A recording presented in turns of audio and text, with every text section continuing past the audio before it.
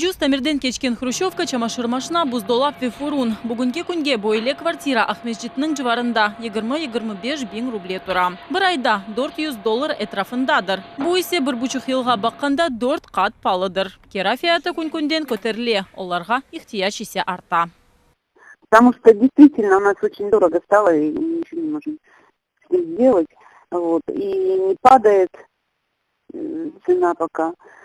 Кераның фияты Қырымға чалышмаға Украинаның шарқындан келген қачақлар Русия арби күчлері виямемурларының есабына арта. Олар исе Кера аудасына өз жібінден дегілді акимиетінің ақчасыны төлейлер. Оның үшін фиятлар артмақта.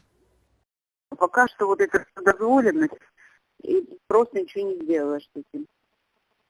Мы-то, конечно, мы как рекламируемся нам, что, но трудно сдать бывает. И иногда приходишь и говорю, ну за что вы сдавали там за 2000 гривен? Но откуда у вас стало 20 тысяч? Что изменилось в вашей квартире?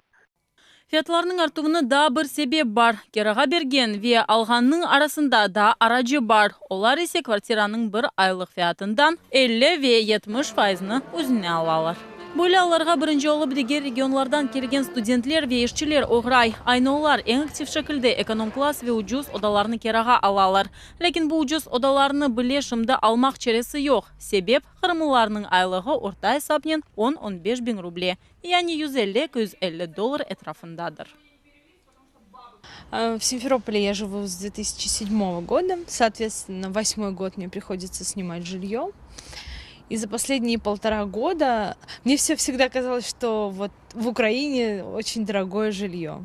За последние 1,5 года я, собственно, поняла, что такое на самом деле дорогое жилье, что такое, когда твоя заработная плата несколько меньше, чем стоимость твоей квартиры, и благо, что есть родители, которые помогают, которые все понимают. И очень, на самом деле, мне сложно представить положение тех людей, которые на одну свою зарплату снимают жилье, пытаются прокормить свою семью. Это просто нереально.